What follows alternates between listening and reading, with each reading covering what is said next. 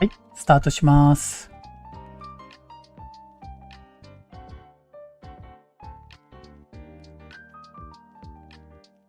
はい、来ましたかね。はい、それでは、時間になりましたので、始めさせていただきます。トレーダーのドロです。よろしくお願いします。もう毎度言いますけども、最近は本当に株価を見るとね、みんなもう、ゲソッと。どうも、しめじさんこんばんは。よろしくお願いします。しめじさんどうです？最近もうなんか、アメリカ株とか、株価見てます？やっぱ、テンション的にはみんな、今の試合って、まあ、いくら長期で持ってても、なんつうのかな、株価見たくなくなったりとかする時って、やっぱ人間なので出てきたりしますよね。感情で。いくらね、これからまた伸びていくかもしれないと思いきや、まあ、今そんな状態で僕も毎日見て、冷静にチャートは書いてるんですけど、なんつうかな、やっぱちょっと、さすがにね、どこまで行くんだろうなっていう感じでね、見てますね。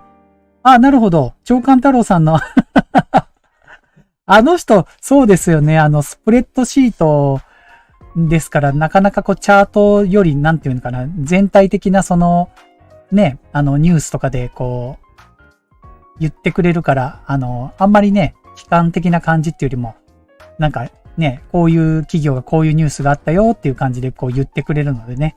でもヒートマップ出してるから、多分彼も真っ赤っかですとか言って、ジャガジャンとか言ってるかもしれないですね。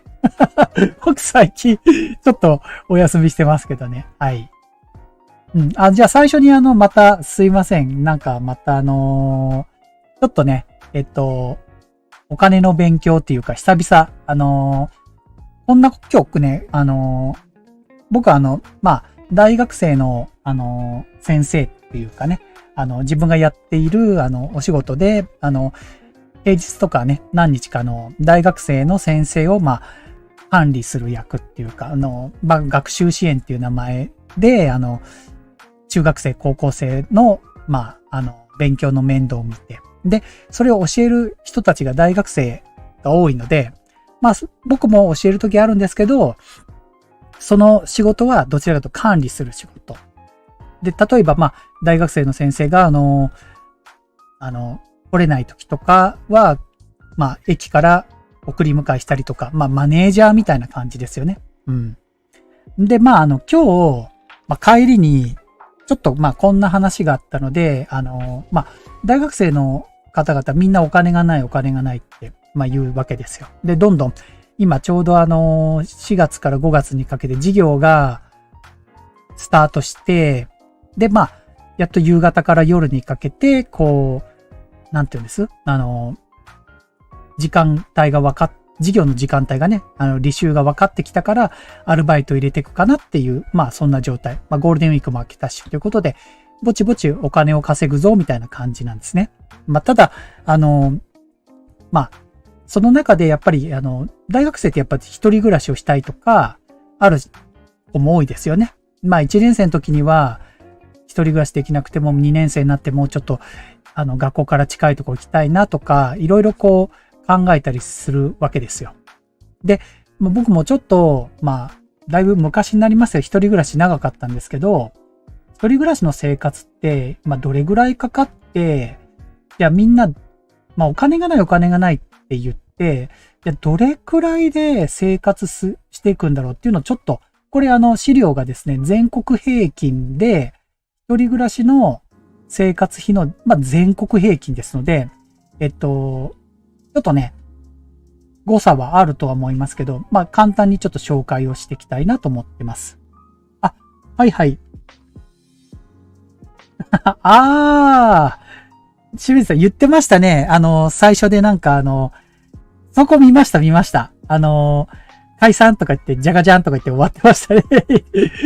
なんちゃってとか言って。言ってましたね。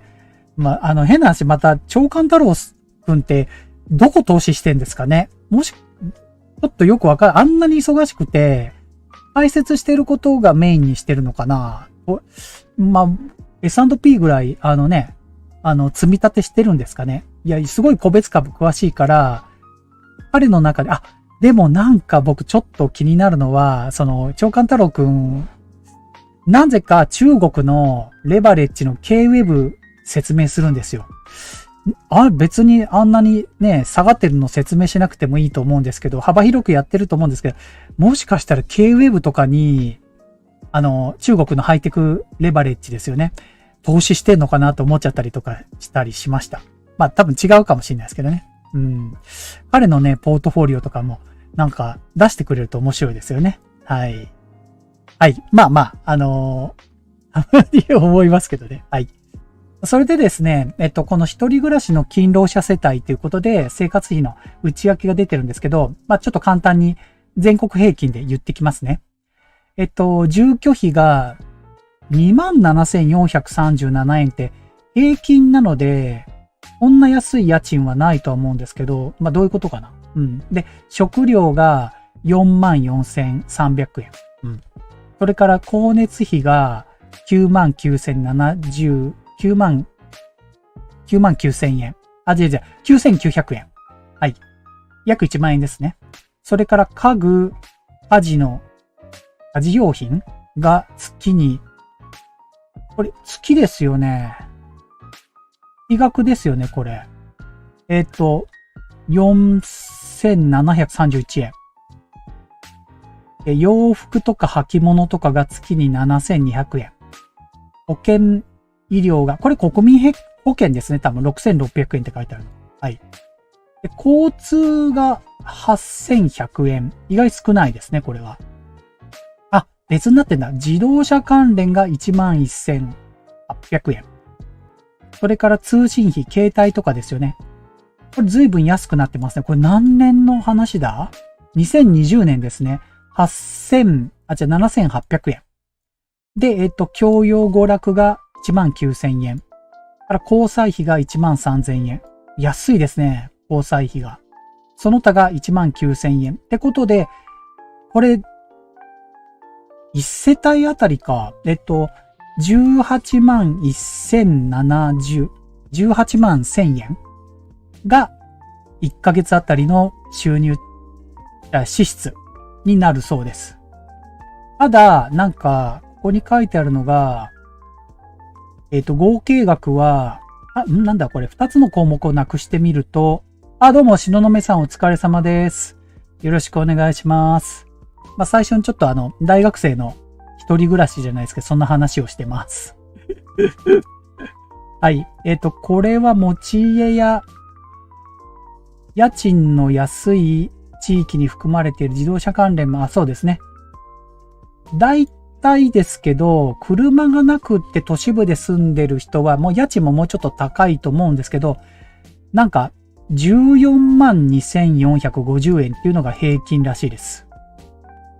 社会人の方ですね。学生ももうちょっと安いのではないかと思うんですけど、ということは月に20万円ぐらいだと、5万円ぐらい浮く？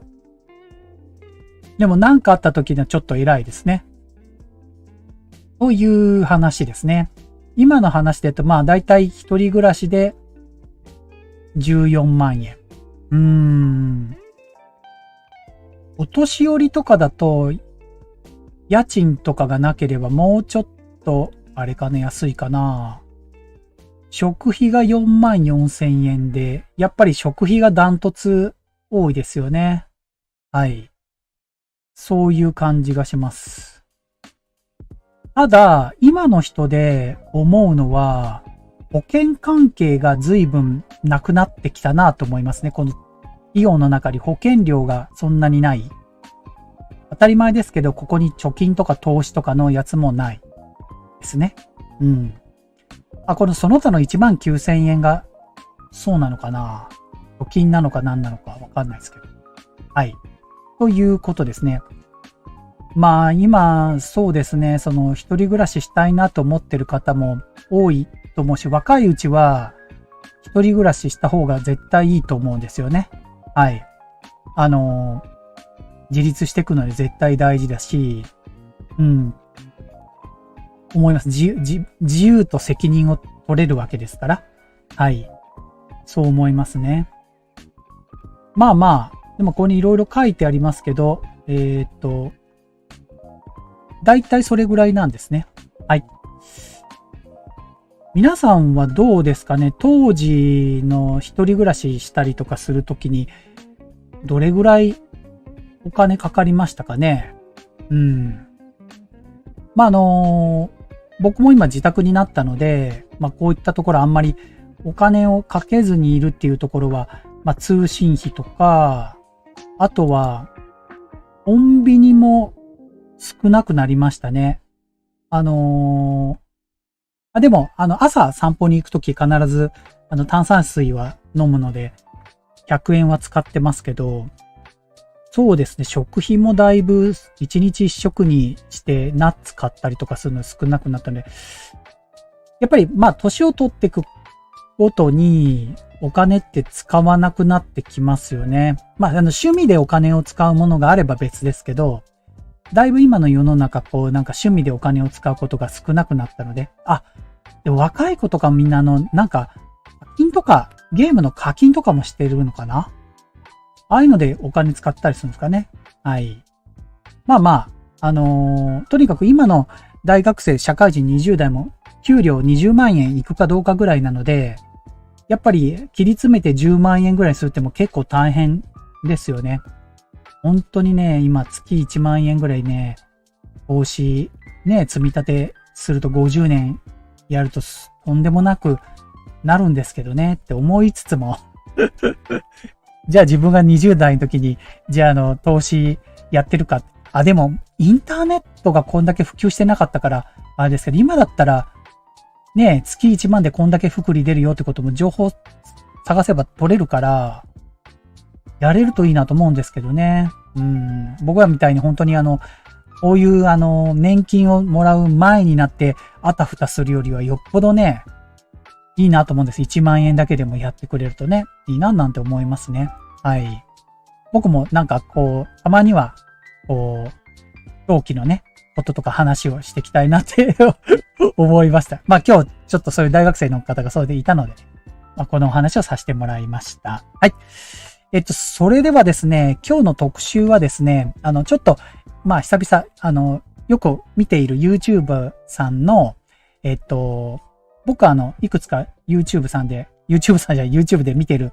この方はいつも聞いてわかる投資の本要約チャンネルっていう方、ちょこちょこ、参考にさせてもらってて、まあ、朝とか、ウォーキングの時にいつもちょっと、ウォークマンで、昔は音楽聴いてたんですけど、今はこういった、本要約チャンネル系の、もう聞いて、まあ、モチベーション上げて、今日なんか何やろうかな、みたいな感じで、まあ、1日30分から1時間ぐらいを、そういう時間を過ごしてるんですけど、まあ、その中で、これいいなと思って今日皆さんと一緒に勉強したいなと思ったのが、この経済指標について。今ちょうどね、アメリカのインフレがあって、すごくこの株価に打撃を受けていて、まあ、長期的にはちょっと難しいなってこうね、米国の2年利回りであったりとか、CPI とか物価消費者指数とかね、そういったものも指標としてあるわけなんですけど、まあ、この今の時期にもう一回、ちょっとまあ原点じゃないんですけど、経済指標を、やっぱり、一緒に勉強していきながら、ちょっとこういうふうに、まあ、これからね、全体的に、まあ、例えば、まあ、アメリカ中心になると思うんですけど、アメリカの経済がこういうふうに回復していくんだなって見る指標をね、勉強していけたらなと思っております。はい。じゃあ、また今日これ、特集で後半やっていきたいと思いますのでね、ぜひね、一緒に、よかったら勉強してくれ。僕もわからないときは、ちょうど動画止めたりとかしていきますのでね、またなんか気になることがあったらね、コメントいただけたらと思います。はい。それではですね、早速なんですけど、また、真っ赤っかな相場を見て参りましょうかね。今日の相場でございます。はい。あれちょっとびっくり。盛り返しました。用意ドーンで 1% まで下がったのに何ですかね、これ。びっくりですね。今、プラ転したのでびっくりしました。この1時間ですごいボラありましたね。半導体が、びっくりです、ナスダック。ナスダック先物とか。ちょっとごめんなさいね。ちょっと、このナスダックの5分足ちょっと見ていいですか？今、これで、はい、下がりましたって言おうかと思ったら、どういう動きしてんすか、今これ。先物だからまだあれか、でも、でも先物はそんなに、5分足チャートナスダック見てもそうでもないですね。ボラは高いですけど、先物の方は 11,700 ナスダックから、こっから、買いが入りましたね、すごい。はい。すいませんね、今、冷やしに戻します。ちょっとびっくりしました、今。はい。で、まあ今、S&P また下がってきましたけど、今日、ちょっとあれですね。まだ今揺れてる状態ですね。これは。これ多分あれですね。個々の、株も見てた方がいいかもしれませんね。まあ、全然低い水準なんですけど、S&P も3900ですのでね。はい。KK さんどうもお久しぶりです。よろしくお願いします。相変わらずつまんない話ばっかしてますけど、またなんかリクエストとかいろいろあれば、はい。僕も前回もそうですけど、全然テーマに基づいたことやってませんので、流れるままに雑談していきながら、やってますのでね。はい。よろしくお願いします。はい。年金2000万円問題で投資が注目されました。結局はい。そうですね。ジノメさん、本当ですね。また今日も面白い話。この間やった岸田さんの話、日本に投資してください。岸田に投資してください。あれ、もうちょっと深掘ったら、なんか、あれみたいですね。何ですかNISA かなんかの税金対策をちょっと拡充するっていう話が出てるって、なんかちらっと聞いたんですけど、一体 NISA が何が変わって、要は日本人がどんどんその貯金ばっかするんじゃなくて、投資せよって岸田さんが言ってるってことですよね。なんで今更また言い出すのかわかんないし、まあそれに対して、なんかイデコとか、その税制優遇をどのぐらいするのかも、さっぱわかんないですね。まあでも、2024年には NISA、積立 NISA と、NISA、普通の NISA が変わりますのでね、それに対してまた、なんか期限を長くするとか、制度をね、税金安くするのか、あと、レバレッジ商品を NISA から外すんじゃなくて、また継続してくれるとか、ちょっと対象商品もね、考えてほしいですよね。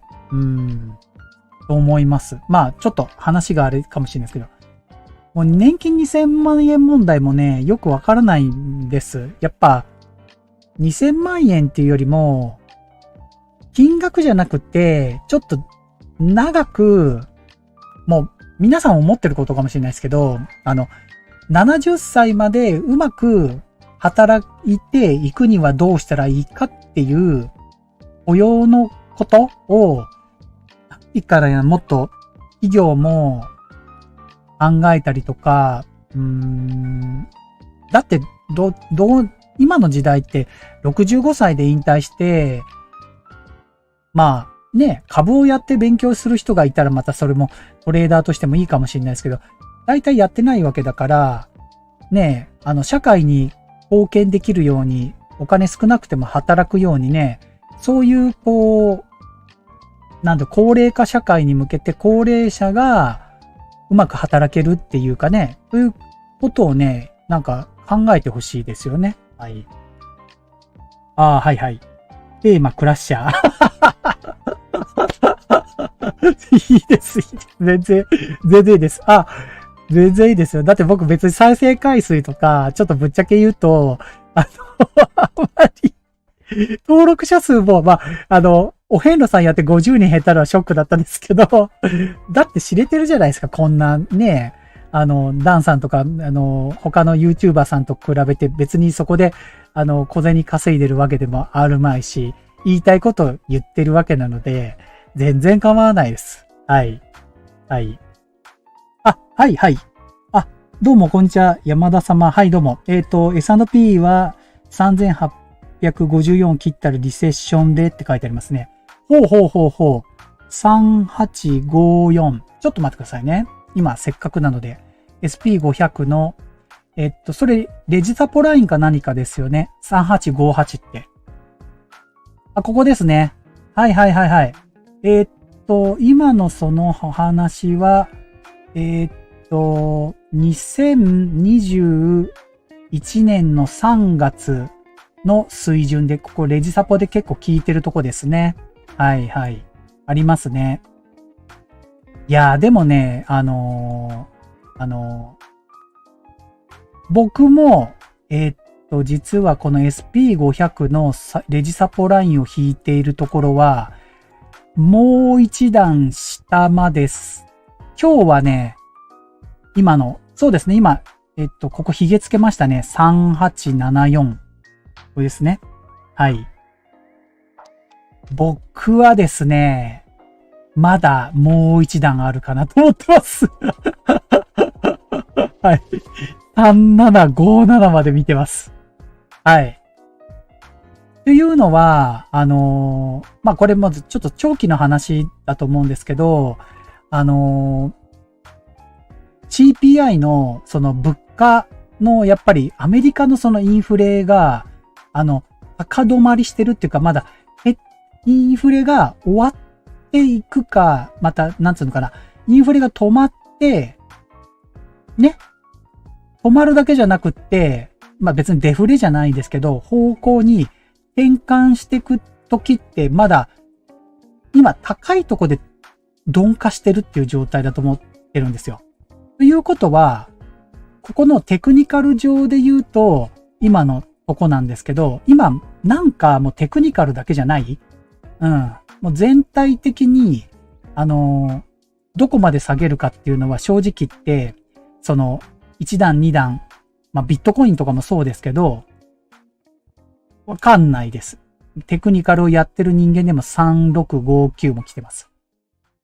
時期的には、もうみんな言ってるかわかんないですけど、今年の夏ぐらいまではまだ下落トレンドではないかなと思うんですよね。はい。だって、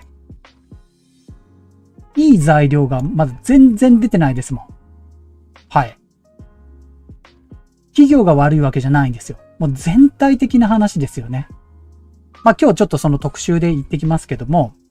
なので、これで言うと、まあこの2年ぐらいの、S&P もコロナの2020年の3月の落ちあたりまで落ちても、どれだここまだここですもんね。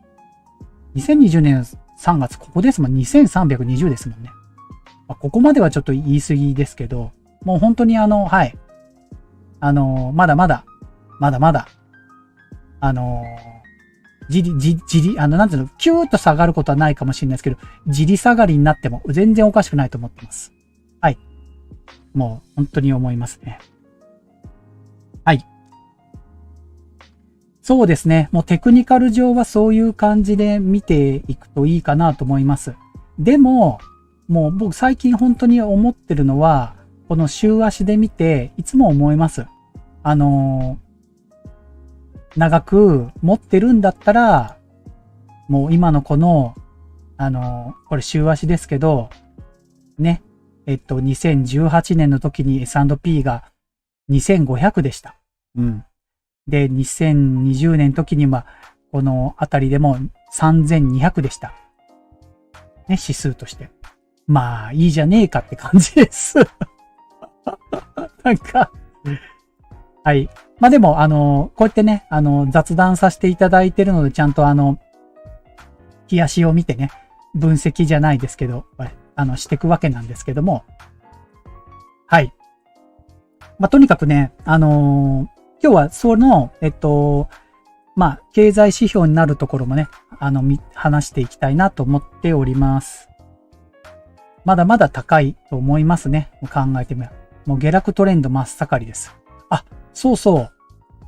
今日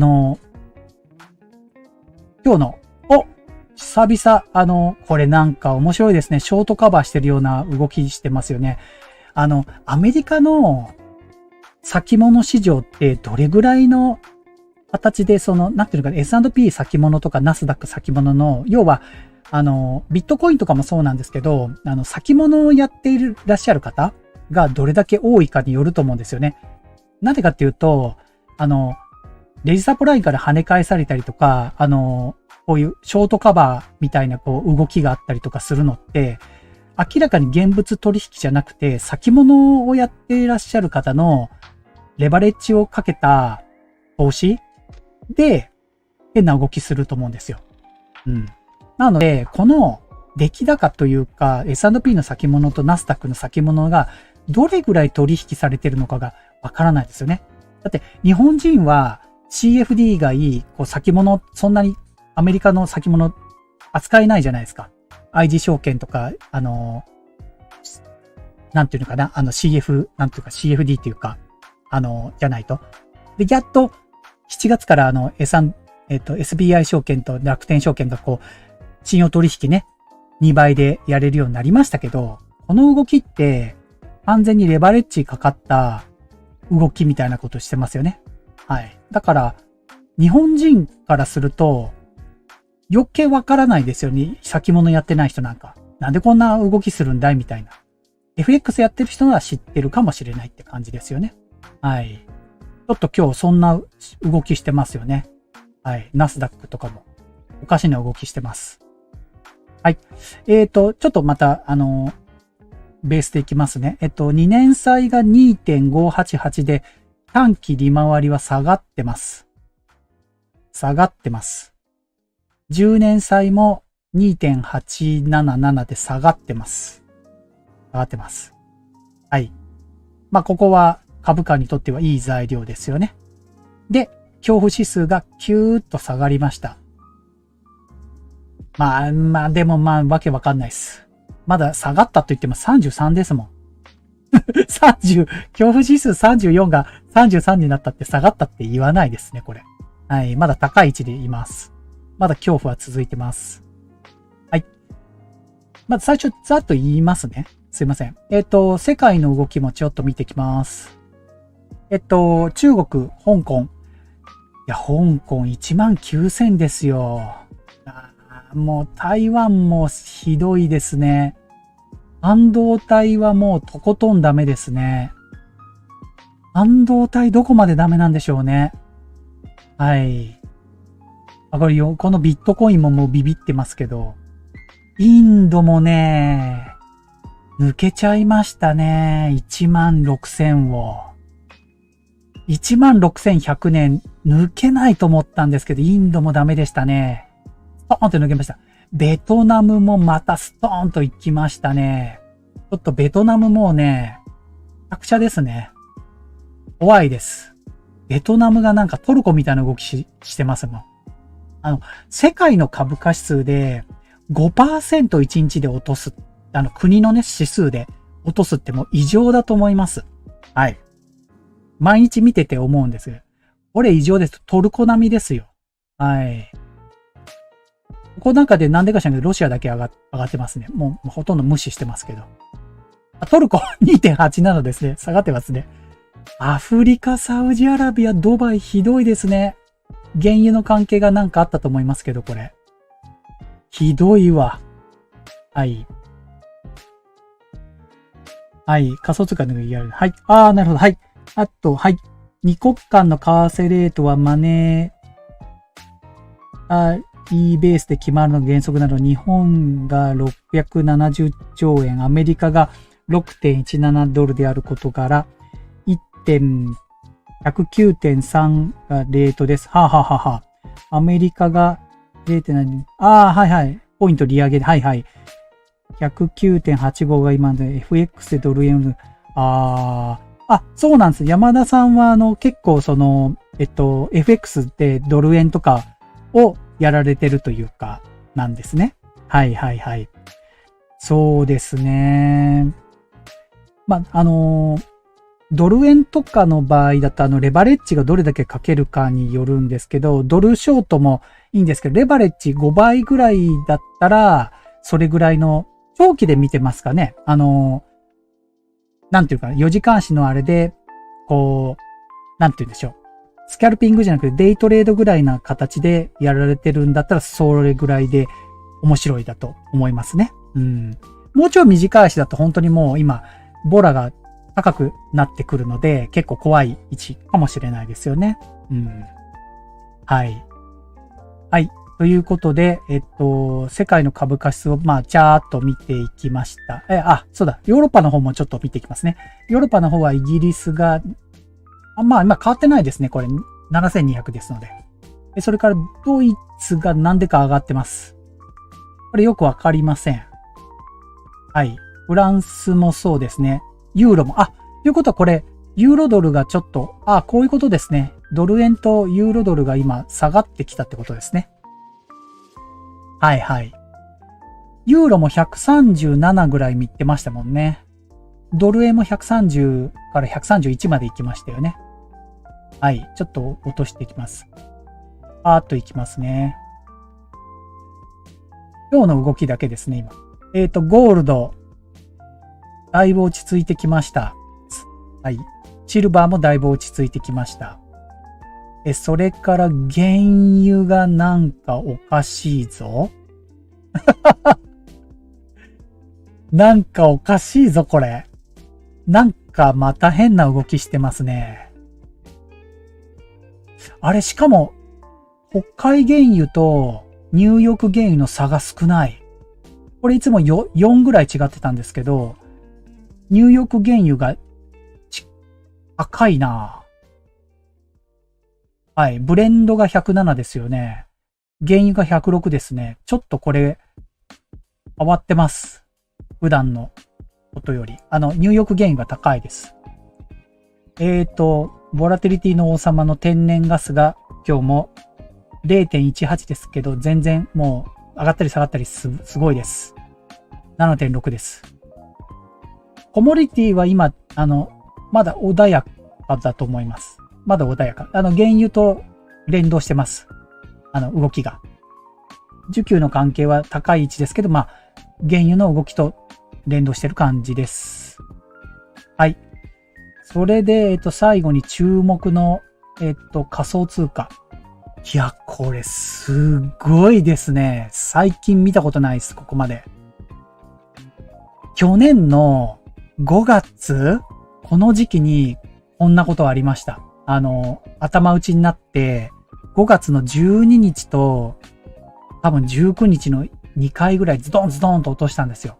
僕多分その時期に、もう仮想通貨ダメだと思って、一旦、いろいろ引き上げた記憶がありますね。はい、一気に売りましたね、確か。はい。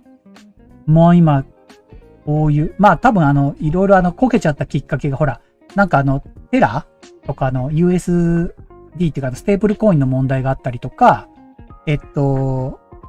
ルナっていう、仮想通貨のね、何番目だろう、時価総額で10番目ぐらいですかね。ものがちょっと問題になって、もうそれをきっかけにしたのと、かわいそうだったのが、あれですね、コインベースとかも、決算があったんですよね。確か。久々仮想通貨のちょっと話しますけど。コインベースとマイクロストラテジーがすごかったですよね、これ。これコインベースの冷やしですけども、決算が5月10日にあったんですよ。なんかもうなんですかね、このめちゃくちゃサプライズでした。収益と、なんて言うんですよ。これ、売上のこの決算の値がめちゃくちゃ悪くて、もう、これもきっかけになったのかわかんないですけど、すっごいですね、これ。コインベースな、ニュースになってたかな？頂点が360で、今、53ですもんね。5分の 1？ 違うな。7分の1か。はい。まあ、すごい。まあまあ、なんて言ったらいいかわからないですね。もう、はい。仮想通貨は仮想通貨で、別の次元のものがまた出てきちゃったっていうか。はい。っていうことがありました。久々仮想通貨の話してますけど。まあ僕もイーサリアム持ってますけども、本当にどうしようもないですね。はい。はい。はい。最近こんな感じ。あ、そうなんですね。しのぶさん、ボラ高いんですね、今。行ったり来たりしてますよね、原油は。トレード難しいですね、すごい。はい。GS 消費者指数を見ると、はあはあ、50円と、はあはあはあ、なるほど。はい。短期的に下を見てます。あ、そうなんですね。はいはいはい。あ、山田さんは一目か何かを使われたりもしてるのかな？そうですね。一目の雲の中にいるって書いてあるね。なるほど。今じゃあ揉み合ってるっていう状態なんですかね。はい。ちょっとごめんなさいね。はい。それでは、こちらの方の、まあ、下がってるしか言えないって申し訳ないんですけど、ヒートマップの方ちょっと見ていきたいと思います。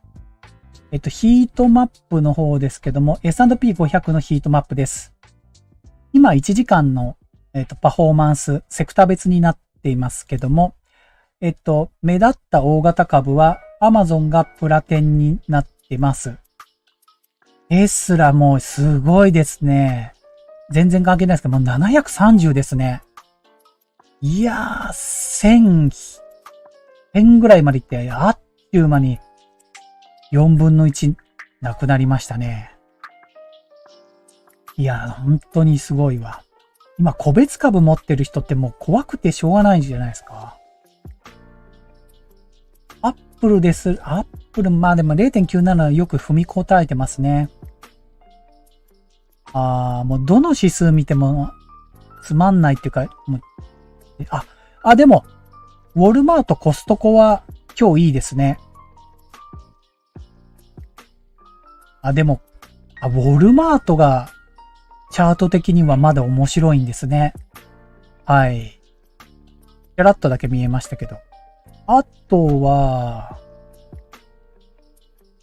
もう全部下落トレンドですね。エネルギーも今日は、エネルギー最近本当にレンジですね。レンジっていうか上がったり下がったりすごいですね。それぐらいですか。やっぱ一般消費財、ホームデポも悪くはないですね。アマゾンはこれ、ただ上がってるけど、全体的にはまだ下落トレンドだと思います。Facebook、メタもそうですね。戻してるだけで別に上がってるわけではないですね。193ですもんね。はい。アメリカの株でまだマシだなと思ったのは、やっぱりヘルスケアはいいチャート、まだいいチャートでした。やっぱヘルスケアと一般消費財っていうかと、日用品のこのセクター、あと飲食店、コカ・コーラとか P&G、ここはまだチャートが変なチャートではないです。はい。ダウ銘柄あたりはまだ持ってても、下がってはいるけど下がり方そうでもないっていうか。どうしてもナスダックがね、目立ちすぎなんですよ。大型株がどうしても目立っちゃうので、しょうがないですけどね。半導体今日、銘柄によってバラバラですね。ブロードコムはプラスだし、NVIDIA マイナスだし、ね。はい。AMD はマイナスだし、ここ、銘柄によってまちまちですね。というセクターになっています。はい。世界の方をちらっと見ます。世界もバラバラですね。というか、日本が今日いいのって、為替の関係なんじゃないです？なんかそんな気がしてきましたけど、別に株がいいわけじゃなくって、どうなんでしょう。為替の関係で、なんか、自動車メーカーやっぱり、収益最高収益とか出てたのありましたね。どこだったっけ？ありましたね。はい。と思います。日本は全部オールプラスになってます。ただ、日経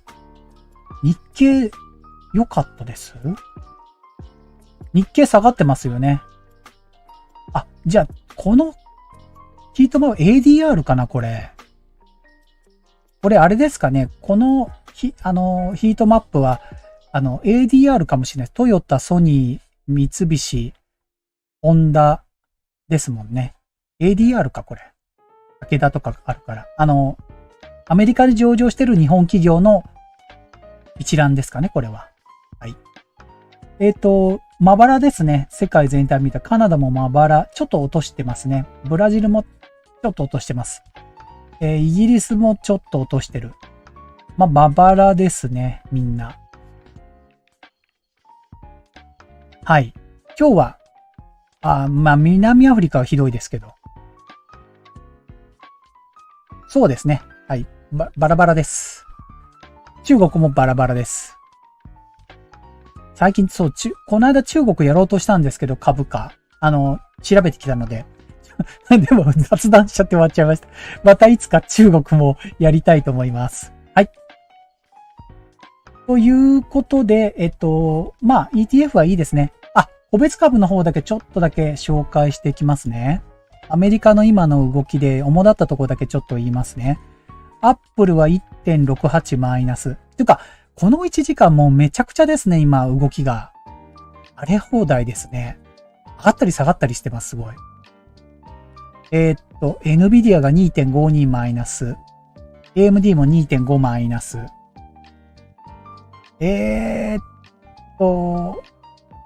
半導体はバラバラ。スクエアがなんか 4.93 上がってます。珍しい。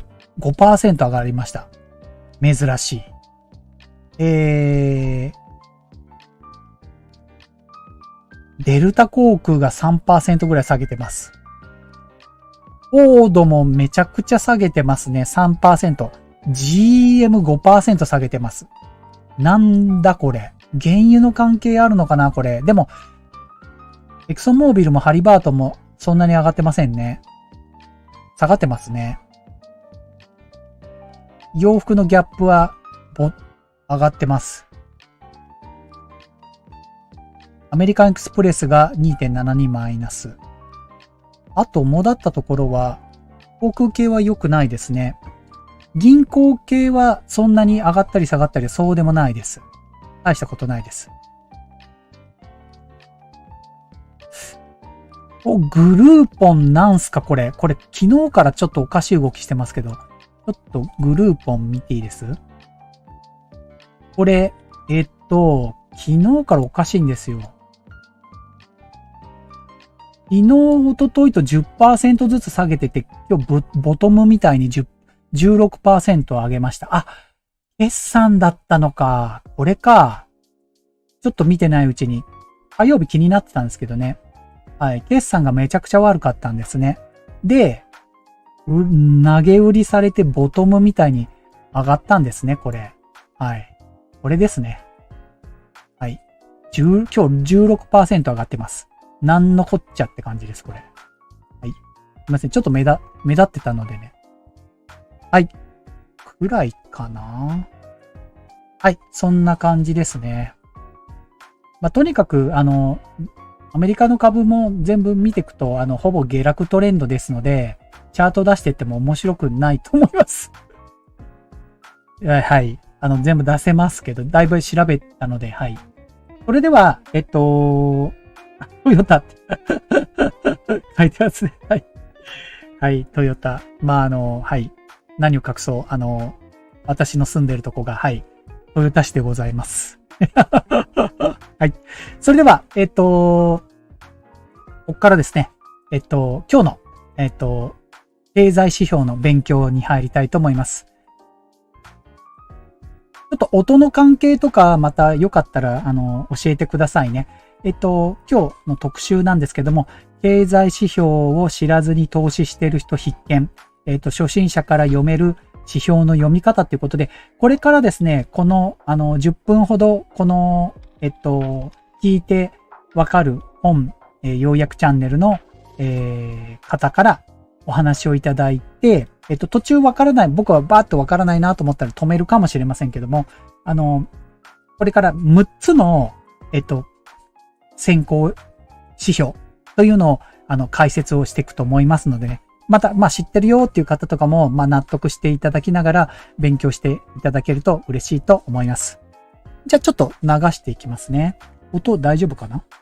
まずは基本的なものから見ていきたいと思います。経済全体を表すものとして景気動向指数というものがあります。これは先行指標の一つですね。景気動向指数は経済活動に占める割合としては大きく連動性も高いです。そして GDP などとは違って先行性があります。信頼性も高いです。 GDP とは違い毎月公表されるというメリットがあるので GDP よりは即効性が高いと考えられるかもしれませんが、翌月にすぐ出るとかではないので特別丸というわけではありません。政策への影響力も特別丸というわけではありません。ではそもそもこの景気動向指数なんぞやという話なんですが、これは経済全体の動向を把握するために複数の経済指標を合成して一つの指標にしたものなんですね。 DI と CI があるんですけど、主に CI を確認します。そしてそれぞれに一致指数、先行指数、遅行指数というのがあるんですけれども、やはり一番注目されるのは先行指数ですね。でそれぞれで参考にされている指標っていうのがあって、例えば先行指数の中で参考にされているものがこちらですね。最終需要財在庫率指数だったりだとか、消費者態度指数、マネーストック東証株価指数などなど、いろんな指数を合成してくれているので、たくさんの指標を見なくても勝手に総合評価を出してくれているので非常に便利と言えます。これが一致指数、遅行指数、それぞれ別の項目が合わさったものなので、内閣府のホームページなどを見るとすぐにわかります。ちなみに最新の CI 先行指数の動向はこのような感じですね。2022年の2月まで今出ておりまして、次回は5月の11ですかねに3月分が出ます。今で言うと若干下がってきていて、移動平均線も今下向きになっているところなので、ちょっと後退に差し掛かっているようには見えますね。踊り場というよりは後退の始まりのような感じにも見えます。とはいえここで2月分までしか今出ていないように速報性には欠ける部分があるんですね。速報性も高いのが貿易関連です。海外とのつながりっていうのは日本の景気を非常によく表すと言われております。ちなみに今のこれ多分日本のっていうのはこのような感じで、経済全体に占める割合というのは高くはないんですけれども、連動性っていうのは高いです。そしてある程度先行性もあり、信頼性も高いと言えます。速報性もあります。政策への影響力は三角とそこまででもないという感じですね。面白いところは GDP に占める割合は大きくないんですよ。例えば輸入輸出それぞれの割合だけで言えば10何%から20% 弱ぐらいのサイズはあるんですけれども、じゃあその差し引きはどうなのかっていうと、本当にわずかな割合しかありませんので、決して広く経済活動の割合を占めてるかっていうとそうでもないんですが、連動性はある程度あると言われるので、よく貿易の統計が景気の先行指標として使われるのだということでした。もちろんこれも一つの材料として複数の指標を見なければいけないというのが前提ではあるんですが、なかなか貿易統計って先行指数としての参考にはなるものだと思います。そしてその中でも先ほど収支って言ったんですが、収支よりも輸出自体の方が重要というのが本書のポイントですね。収支っていうのは輸出と輸入両方の金額を比べたその差のことですけど、それよりも輸出単体で見た方の数字の方が大事だっていうことなんです。輸出単体で見た方がシンプルに景気動向に連動してくれるので、そっちの方が重要って言ってるんですね。じゃあなんで収支はダメなのかって言いますと、結局差し引きの値になってくるので、ある程度輸出が順調に売れてますってなったとしても、それと同時に国内の景気も好調で輸入が増えるっていうことになってくると、収支は悪化するっていうことになるんですね。下手したら赤字になります。そして近年赤字のことも非常に多いです。はたまた輸出が減ってきてあんまり売れてませんという風になった場合でも、それ以上に国内需要の低下ということで輸入が減ってしまえば収支は改善しましたということになってしまうんです。なので収支だけを見ていては本当の実態を捉えることができません。大事なのはそれぞれの金額、特に輸出の方っていうことなんですね。最新の状況はこちらですね。令和4年4月27日の速報分ですけれども、こちらが輸出輸入差し引きということになるんですが、まず差し引き見ていただいて分かる通り、近年はですね、割と赤字だったりします。もう貿易に関しては。日本は決して貿易で儲けている国ではなくなっているんですよね。日本がものづくりなどを頑張って貿易で稼ぐっていうのは、もはや過去のものになっています。では、輸入と輸出の実際の数字を見ていくと、実数値は増えてきていますね。実際に伸び率を見ると、結構なプラスになっていることがわかるかなと思います。ただし、こういった伸び率を見るときに注意したいのが、令和元年2年で、輸入輸出ともに大きくマイナスになっていて、令和3年以降伸び率プラスになってはいるんですけれども、例えば 10% 下がった後に 10% プラスになったら、それって元に戻らないんですよね。100のものが 10% 下がって90になりました。そこから 10% 増えましたってなったら99にしかならないんですよ。10% 下がった分を取り戻すのってプラス 11% 必要なんですよね。そういった数学的なトリックも隠れているので、そのあたりには注意が必要だと思います。まとめると、こういった輸出の数字を見ていくと、今はある程度伸びてきているという風に見えると思います。続いて合わせて読みたい経済活動の指標に関してですね、ここでは代表的な指標の一つの鉱工業指数をご紹介します。こちらも景気との連動性は高く、ある程度先行性もあります。またノイズが少なく信頼性も高いと考えられております。そして月次で公表されるので速報性もある程度あります。製造業の活動状況を捉えたものなんですが、決して製造業だけを表すといったものではありません。製造業っていうのは GDP のうちのたった2割ではあるんですけれども、それでもこの指数が重要と言われる理由としては、非製造業にもその影響、製造業の影響っていうのは大きく及ぶからなんですね。例えば運輸業、卸売業、電力、ガスなどなど、また個人向けでもあるんですけれども、輸出や設備投資、企業の設備投資といった景気によって変動しやすいものに対しても大きく連動しているので、結果的に景気に敏感に動くというところが重要視されております。個人消費がメインのものっていうのはあんまり景気の影響を大きく受けないんですけれども、企業の投資だとか輸出っていう風になっていくと景気の動きをはっきりと表してくれるんですね。これがこの指数ということになります。またこの鉱工業指数の中でも17の業界に分かれております。その中でも特に重要な業種っていうのが、まず一つ目が輸送機械工業ですね。輸送機械っていうのは主に自動車関連です。自動車の部品とかそういったものを全部ひっくるめた車関連ということですね。そして次が汎用生産用業務用機械工業。これがまさに企業の設備投資に当たるものです。なので景気に結構連動しやすいということになります。そして3つ目が電子部品デバイスですね。これが IT 関連ということで、これも結構日本が強いところということです。鉱工業指数一つ見てもわからない部分があるので、内訳まで見ていくとより詳しくわかりますよということでした。そしてこちらが4月28日発表の3月の鉱工業生産指数。特に重要視されるのが生産指数の方なんで今載せているんですが、3月の結果としては 96.5 と2ヶ月連続の上昇ということになっています。そして4月と5月の見込みとかも載っているんですが、この3月時点の評価としては持ち直しの動きが見られるというコメントの据え置きの状態ということでした。この 96.5 という数字を見れば、こういった評価になるのかなというふうに思います。ということで、こちらが企業の部分の、重要な指標の一つということでした。続いて消費者の方ですね。家計部門も非常に重要なセクターなんですけど、消費動向は実は個人消費の指標っていうのが一番難しいとも言われております。いろんな指数があるんですけれども、それぞれ一長一短で、これさえ見ておけばいいっていうものが個人消費においては特にないんですよね。なので個人消費が一番複合的な判断になるんですけど、あえて一つ例を挙げるとすると、例えば消費総合指数というものがあります。これは経済活動に占める割合が広く、信頼性はある程度あるというふうに言われておりますが、先行性や速報性は特になく、連動性もちょっと欠けるところがあります。それでもなぜこれが使われるのかっていうと、まず個人消費を広く網羅しているのが何かって言われたら GDP の統計の個人消費と言われているんですけれども、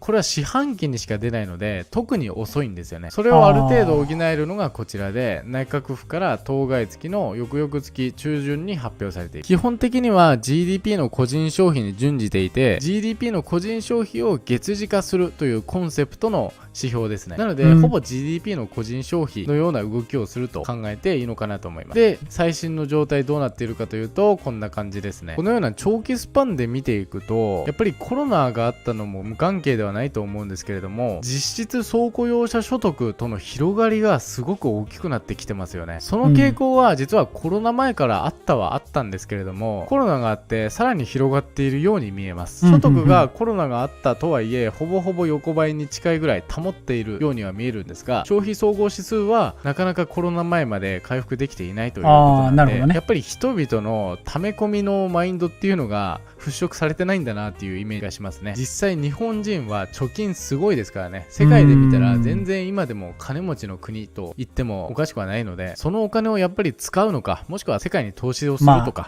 何かしら現金じゃないものにやっぱり使わなきゃいけないんだなと私は思います。話は戻りますが、消費総合指数見てきましたが、あくまで個人消費っていうのは一長一短で、複数のものを総合的に見るのがいいっていうことだったので、この消費総合指数さえ見ておけばいいというわけではないということ。特に個人消費はいろんな指数を見なきゃいけないということですね。というわけで最後まとめに入っていきますが、これは著者が新人時代に読みたかった本を実際に書いたんだということで、入門者の方でも基本の部分から書かれておりますので読んでいけるかなと思います。そして各指標の読み方だけではなくて、他の指標との関連性についても書かれておりますので、内容もですね非常にボリュームがある本ですので、1回で全部読破して全部覚えるというよりは、必要に応じてですね、これ特にどういうとこに見ればいいんだっけっていう風に必要な時に辞書的に活用して参考にするっていうのもいいのかなと思います。そういう意味では手元に置いておいて損はないのかなっていうイメージですね。なるほどなるほど。役に立つ本だと思います。また景気の予測っていうところまではこの動画では、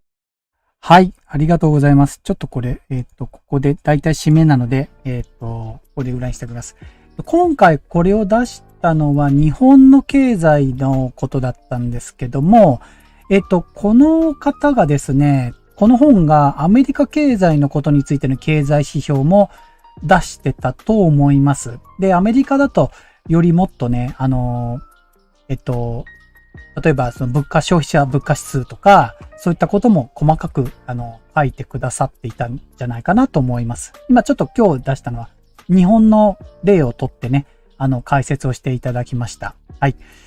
で、今やっぱり、日本の経済のことを、勉強するよりって言い方変ですけど、もうやっぱまだ、僕的に思うのは、アメリカの経済の動向を見ていくこと。なぜかっていうと、やっぱり日本もなんやいってアメリカのドルってやっぱりまだ弱いって言っても影響力はもうとにかくまだずいぶんあると思うんですよ。で、2番手って言われている、その中国のじゃあ人民元ってどうなのって言われたら、昔よりそんなに例えば中国の元が覇権を取れるかどうかっていう話になって、中国はもう民主主義ではないので、どうしてもその政治のコントロールであったり、こういったなんか自分たちのその国が一番豊かになるにはどうしたらいいかってこと、世界まで影響させるっていうのはなかなか今覇権を取ると難しいと思うんです。そうするとドルは弱くなってきて、いろんなものが分散していくんだけど、でもやっぱりナンバーワンはドルだよねと。で、やっぱりドルの動きっていうのがどうしてもそのアメリカ経済に対しての動きが日本に影響するのも絶対間違いないわけだから、私たちは今日本の経済を勉強することより、アメリカのインフレであったり、そういったことを勉強した方が、より日本も分かってくるんじゃないかなって思うわけです。で、多分今言われてたこの中のポイントっていうのは、これもみんな、僕これまだ素人目ですから当然違うんですけど、もしかしたら今一番アメリカの経済で考えておきたいっていうのが、多分このこれちょっと細かいですね。どれ見た方がいいんだろう。これ見えますかね。消費者物価指数、この CPI って言われてるやつですよね。画像しか出てないか。はい。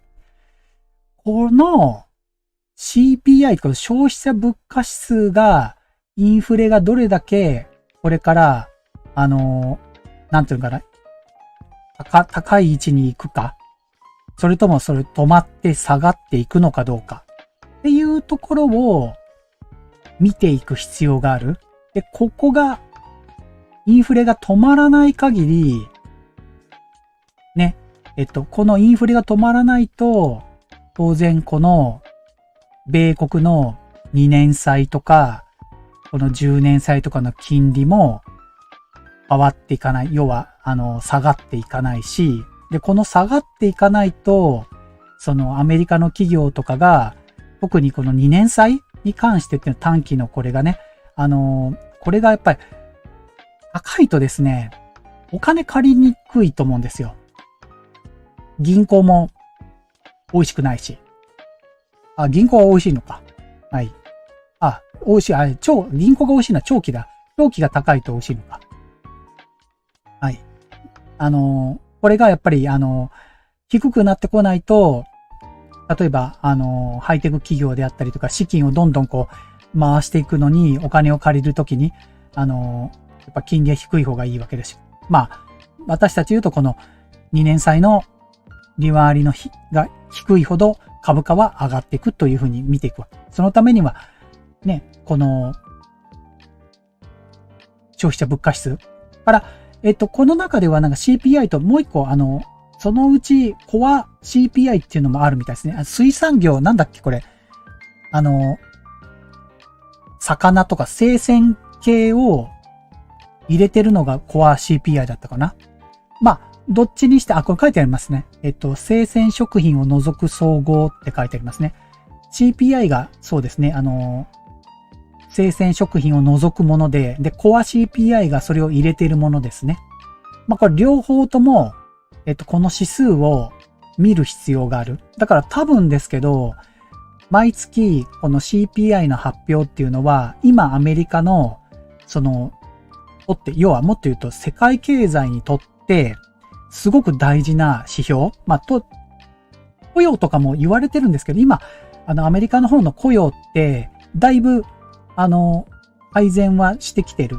まあ、サラさんは全然改善してないよとか言ってましたけどね。この現場の人が来ると、そんなことないよとかって言うんですけど、数字的にはちょっと改善し、コロナ前に戻ってきてるなって。だからこの指標はそうでもないと思うんですよ。だからこの消費者物価指数っていうのもしっかり見ていって、ここが下がってきたところが、もしかしたらですけど、株価のボトムになるのではないか。じゃあ、これいつって言われたら、今年の S&P500 のこの下げ止まるところっていうのは、インフレが止まる時っていうことになりますので、そこまではね、じゃあインフレいつ止まるかっていう、この物価指数を見ていかないとわからないということなんですね。今まだ、止まりしている状態です。はい。経済カレンダーの方で、これ、1週間なので、また僕これもちょっと今日のお話も含めて、いろんな YouTuber さんとかでも、この指標は大事だよって言ってくれる人もいると思いますので、またそれも含めて、僕も、ここは重要なんだなとか、当然GDP とか、総生産とかも、貿易のこととかも大事だと思うんですけど、今、アメリカの問題、世界経済の株価に対する問題っていうのは、この消費者物価指数っていうのが一番インフレに対してどういう、市場なのかっていうのを見極める必要があるんではないかなと思っております。いつかわかんないですよ。まだずっとインフレがまだ続くかもしれませんし、必死に、中央銀行もやってると思いますけど、でもパウエルさんが言っても、インフレが止まらないようだったらもう、どんどんね、利回りは上がっていきますしね。はい。難しいところなんじゃないかなと思いますけど、もう株に対してはマイナスでしかないですけど、全体で経済をね、考えていくしかないのでね。はい。はい。ということですね。はい。はい。コアコアは、そうですね。エネルギーも除いたやつなんですね。なるほど。コアのコアもあるんですね。コア CPI とコアコアもあるんですね。コアコアって書いてありますね。はいはい。はい。と思う。僕も経済学者でも何でもないので、いろいろ見たり聞いたりして思ったこと、やっぱり今みんなインフレって言ってるんで、じゃあインフレを、見る指標っていうのはこの消費者物価指数だよなとかね、物価がどんどん上がってこればインフレですのでね、もうこの指数じゃないかななんていうのはちょっと感じたとこではあります。はい。はい。あと、じゃあ、今日特集はこれぐらいにさせてもらって、あと、今後の話をして今日は終わりたいと思うんですけど、まあ、一応長期に目線については、この S&P とかこのダウとかもテクニカル上で見ていけばと思うんですが、アメリカのもう経済の方は、経済ってアメリカの株価はほぼ決算が終わった状況なので、もう今なんかみんなあれなんじゃないですか。アメリカの個別株の決算どうでもいい状態になってきてると思いますけどね。何これ全然今関係ないですけど、マイクロストラテジーが反転しましたよ。今日。あれちょっとこれ、マイクロストラテジーが今 15% 上げてます。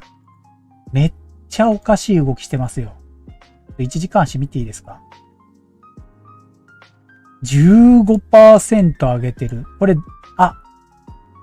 もうこれって、上がってるんじゃなくて、やっぱりこれロスカットじゃないです？なんか、おかしいですよ、この動き。買い戻されてるんじゃないですか、これ。変な動きしてたので、今1時間でまた変な動きしてましたね。とにかくビットコイン、ビットコインどんな動きしてんの？今日本当にちょっと変わった動きしてますね。先物みたいな動き。ナスダックプラテン。すごいプラテンですね。変な動きですね。先物がすごい変な動きしてますね。半導体がプラテンしてますね。なんだ、もう、短期トレードの人は楽しいかもしれないですけど、読めません。こんなの。恐怖指数ギャーッと下がりましたね。32まで落ちました。はい。ということで、今ちょっとなんかアメリカの決算の話しようとしたら、なんか変な動きが、マイクロストラテジー今 17% までも上がっちゃってます。18とか。すごいですよ、今。なんかビットコインみたいな動きしてます。ビットコインなんだ、今どうなってる？戻しましたね。またショートカバー的な動きで 7% まで戻しましたね。すごい動きしてますね。怖っ。もう明らかに今のこの動きってアメリカが引っ張ってますよね。すごい動いてますよ。こんな動きしないですもん。もう今主役はアメリカですね。本当に。はい。ということで、そうそうね、この中国の個別株もまたどっかでやりたいっす。ずっとやってなかったんで、テクニカルは結構引いたんですよ。はい。下がり続けて、今ね、中国の個別株も下がり続けているんだけど、アメリカほどではないです。はい。そんな感じです。アメリカ、下がってるんですけど、下がり方が緩めです。多分、金利の政策がちょっとアメリカと違うからかもしれないですね。テンセントも見てて、下がってるんだけど、ちょっとレンジになってたりとかしているので、中国たまに見てね、個別株も面白いかなと思っております。土曜日、世界株とか中国株とか、ちょっとアメリカから外れて、ちょっと見方変えてね、今どんな世界の動きも含めてね、やっていこうかななんて思っております。はい。で、テクニカルの書き方もだいぶね、細かく書くようになったので、そうそう、ちょっと見ていただきたいんですけど、これって皆さんが見えるときって、今ちょっとテクニカル見て、この線って見にくいですか？こんな風に聞いていいのかな？見やすいようにして割と線を濃いめにしたんですけど、ロウソク足と、こうね、見え方ってどうです？ちょっとまたせっかくなので教えてもらおうかなと思うんですけど、ちょっと解説しますね。このデジサポラインは、ちょっと細めに実線で入れてますね。この水平線ですね。はい。で、チャンネルラインをちょっと濃くしてるんですけど、線がいっぱいみたいな感じですかね。はいはい。あ、やばそうだったんで国内株式ほとんど利確。あ、早いですね、東雲さん。結構やってましたよね。TikTok の方も来てますね。こんばんは。よろしくお願いします。今ちょうどちょっとこの、テクニカルの線が、皆さんが見えやすいかどうかをちょっと聞きたいなと思って、参考にしたいんですよ。今、ちょうどこのボラティリティのとこはちょっと数字見にくいかもしれないんですけど、これもオリジナルの自分のもう、なんていうのかな。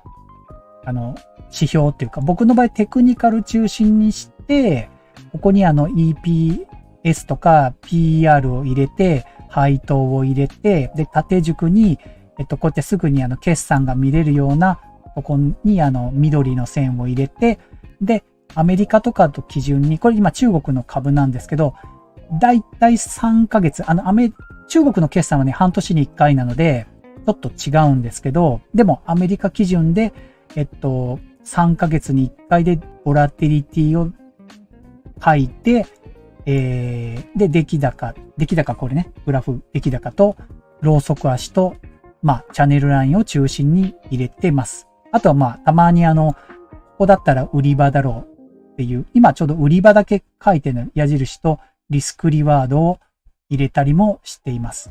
金額も入れてますけどね。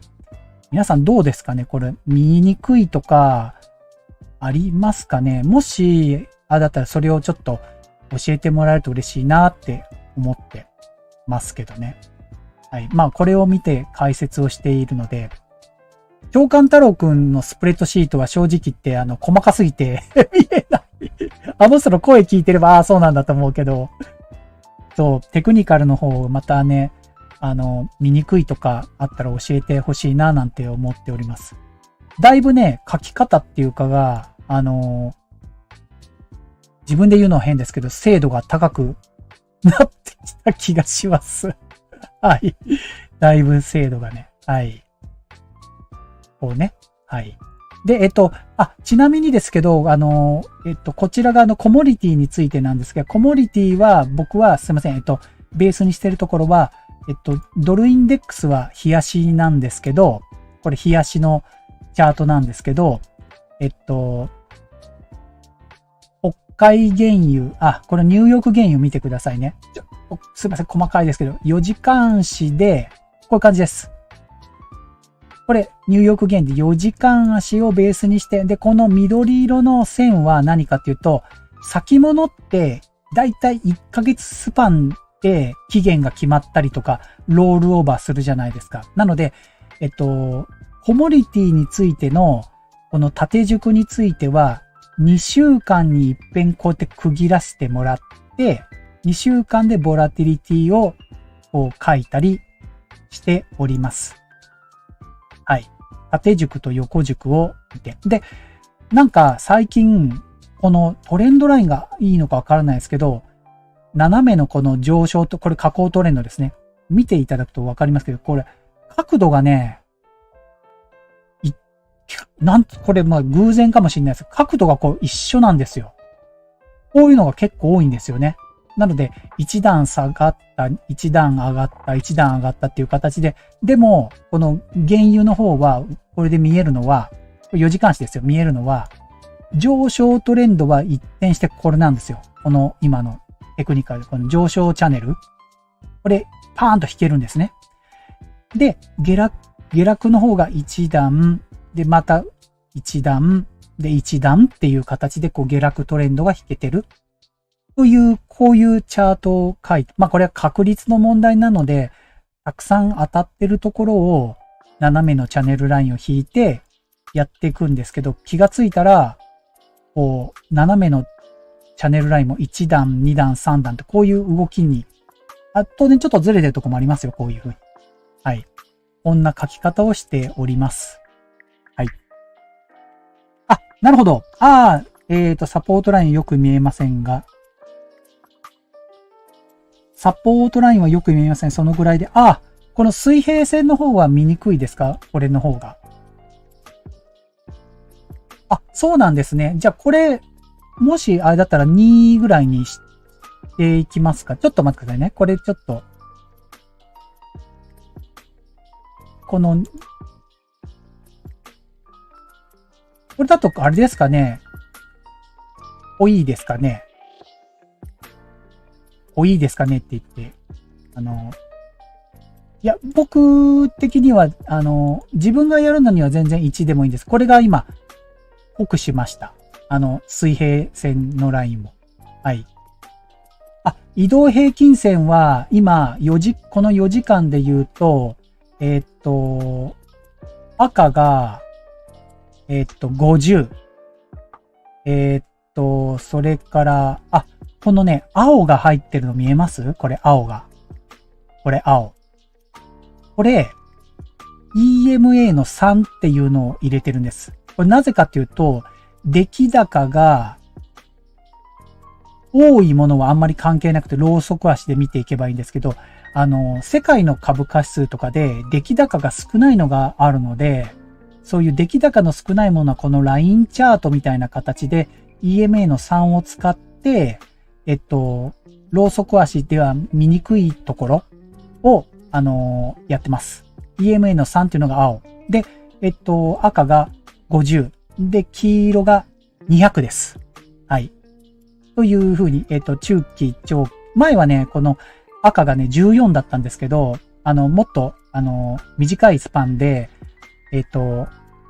原油も1時間とかでやったりとかしてるときに、この赤の14とかを使ったりして、MacD の代わりになんかちょっとやったんですけど、今そこまでの、短いスパンでトレードしなくなっちゃったので、4時間足の50と、200を使ってやってます。はい。こ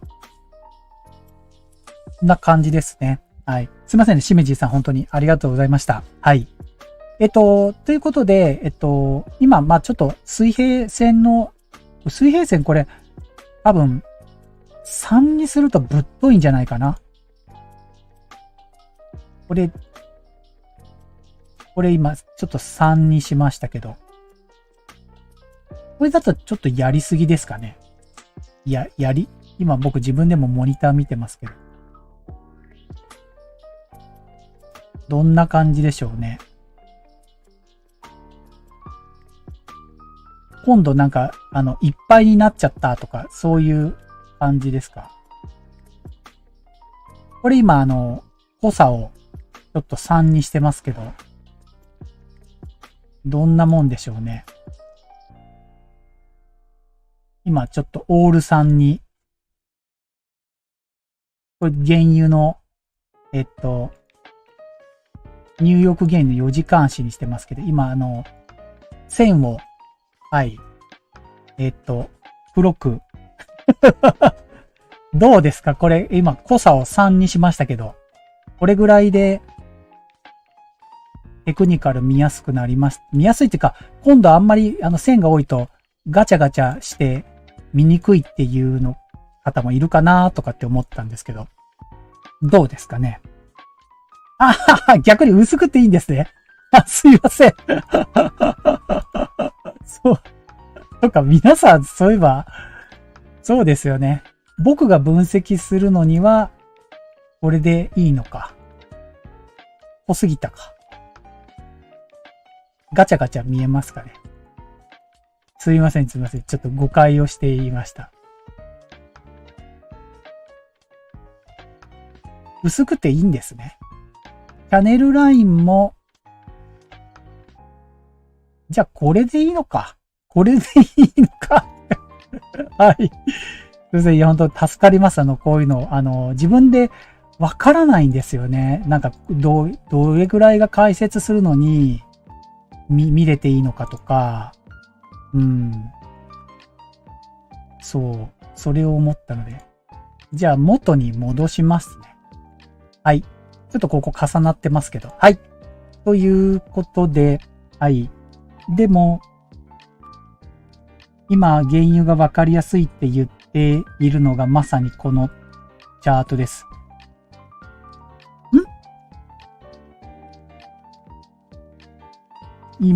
今、原油はわかりやすいって言ってるのがまたに、ああ、そうなんですか。はあ、はあはあはあ、ね、原油ほんとこう見てもらうとわかるけど、上昇トレンドが1本ポーンとあって、下落トレンドが1、2、3って本当にこう、規則正しい形でこう上昇トレンドに乗ってますよね。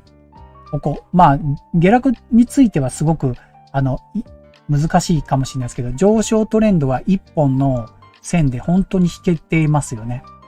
はい。ちなみに最後ちょっと天然ガスの最新をちょっとお見せしたいと思います。天然ガスはですね、そういう規則正しく全く引けません。全然、くしゃくしゃでした。強引にいやー、待ってくださいね。こういう見方で引けるかな。まあ、パッとちょっとパッと思ったことをやってみますけど、こういう見方もできるか。このトレンドラインと、こう見る人もいるのかな。まあ、ちょっと引いてから入れる。これも、この上昇トレンド。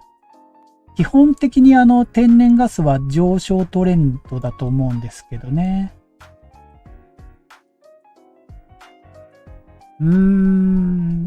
若干やっぱここ違うかな。